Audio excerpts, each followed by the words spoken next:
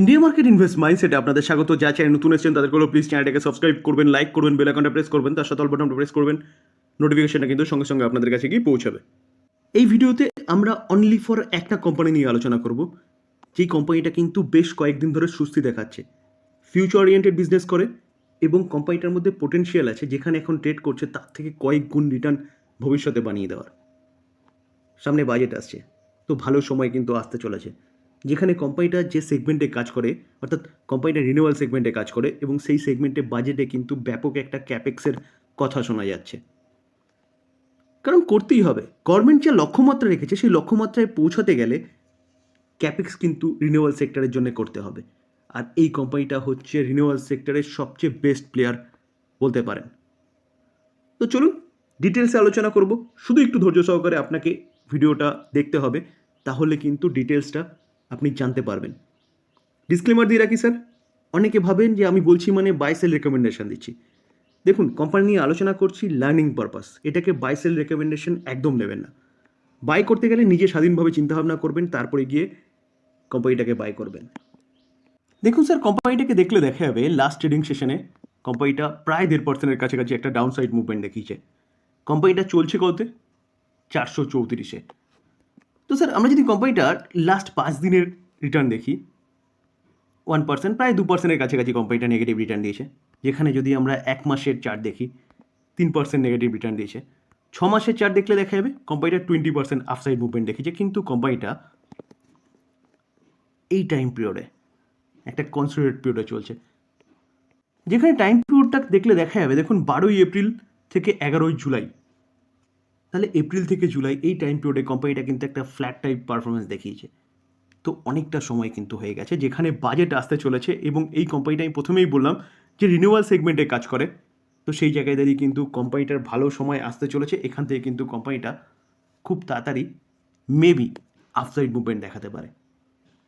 তো শুধু রিনিউয়াল সেক্টরে নয়, কোম্পানিটা আরও অনেক সেগমেন্টে কাজ করে। চলুন অ্যাট ফার্স্ট কোম্পানির নামটা দেখে নিই।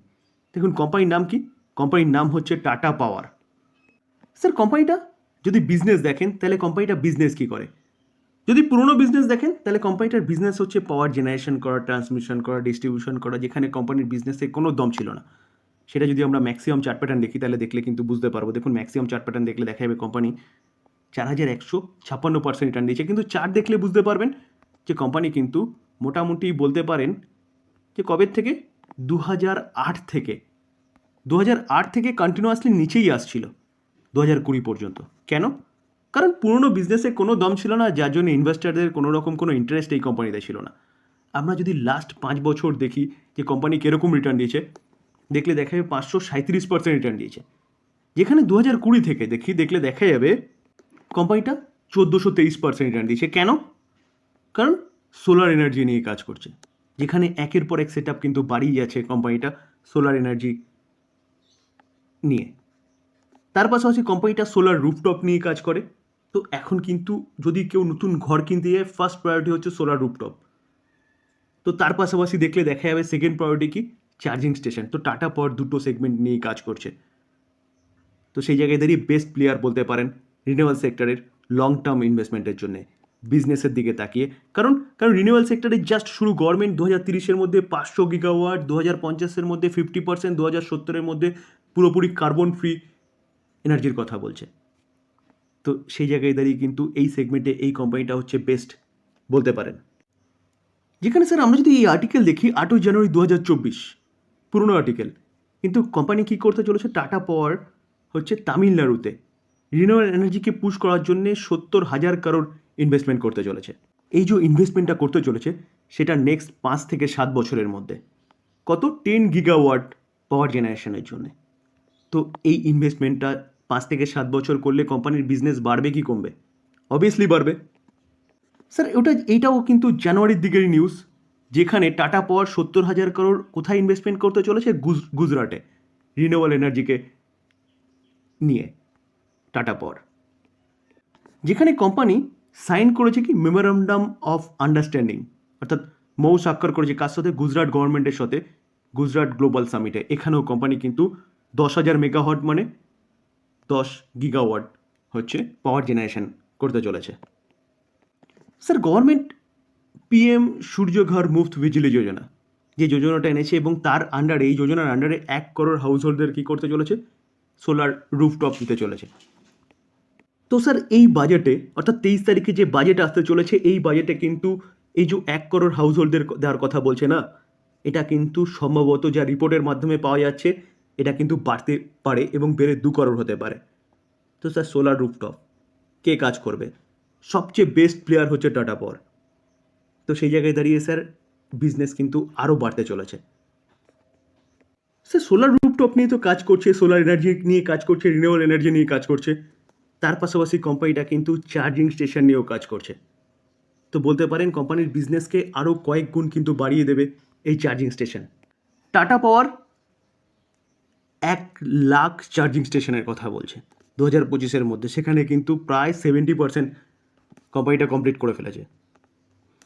তো সেই জায়গায় দাঁড়িয়ে স্যার চার্জিং স্টেশন থেকে কিন্তু কোম্পানিটার কন্টিনিউয়াসলি একটা রিনিউয়াল ইনকাম আসবে, কারণ কারণ স্যার এই বিজনেস চলবে।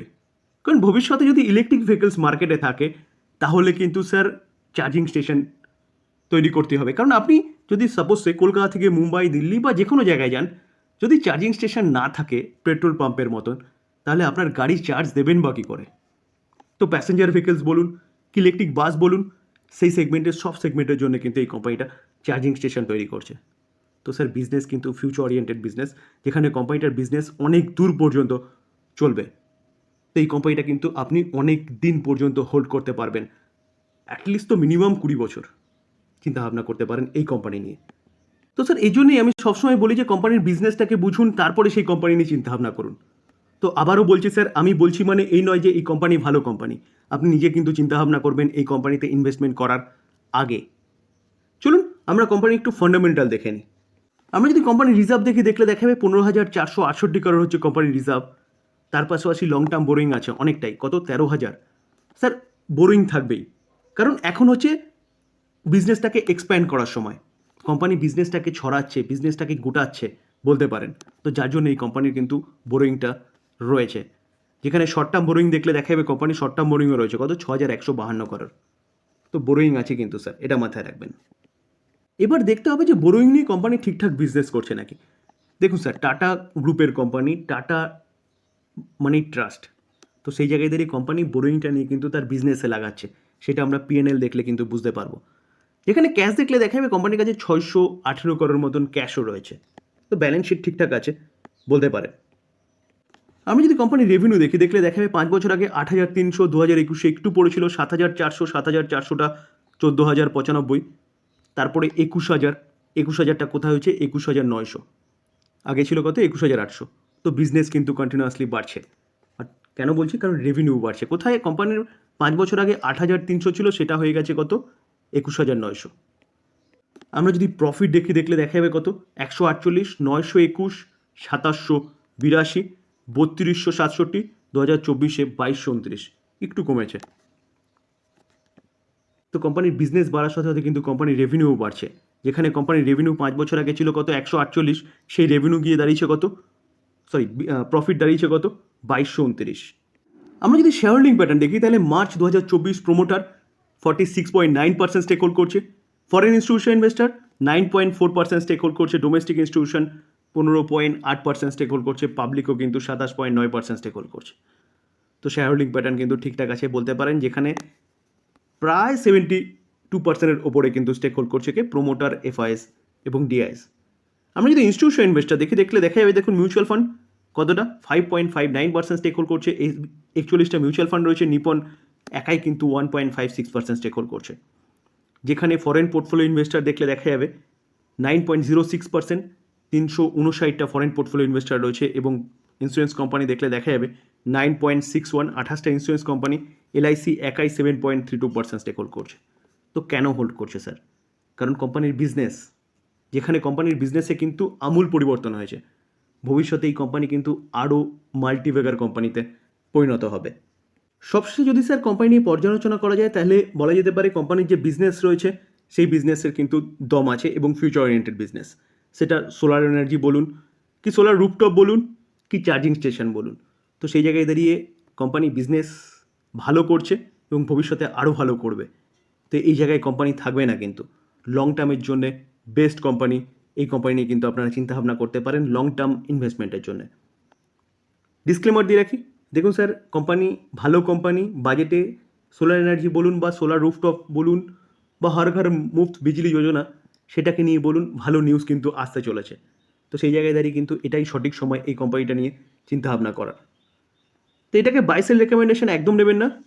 আলোচনা করলাম স্টাডি পারপাস, এটাকে লার্নিং হিসেবেই নেবেন। বাই করবেন, সেল করবেন নিজের ডিসিশনে বা আপনি আপনার ফাইন্যান্সিয়াল অ্যাডভাইজারের সাথে কিন্তু কথা বলে নিয়ে তারপর করবেন। আলোচনা এই পর্যন্ত। যদি ভালো লাগে, যা চ্যানেল নতুন এসেছেন তাদেরগুলো প্লিজ চ্যানেলটাকে সাবস্ক্রাইব করবেন, লাইক করবেন, বেল আইকনটা প্রেস করবেন, তার সাথে অল বাটনটা প্রেস করবেন। নোটিফিকেশনটা কিন্তু সঙ্গে সঙ্গে আপনাদের কাছে গিয়ে পৌঁছাবে। থ্যাংক ইউ, ভালো থাকবেন।